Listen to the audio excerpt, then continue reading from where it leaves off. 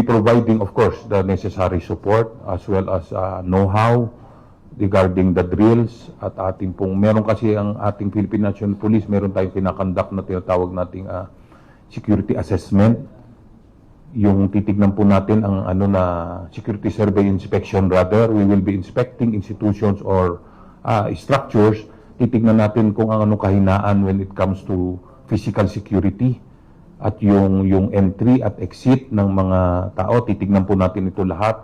And then after the conduct of that survey, yun po ang survey, the inspection will be after they have complied. Titignan natin kung na-comply nila yung mga suggestion natin or mga recommendation natin to strengthen yung physical security ng isang Ito po idagdag dito. And of course, know-how kung ano po ang dapat gawin ng ating mga kababayan, lalo na ating mga mag-aaral in cases po na may nangyari po talagang ganito, active shooter ulit.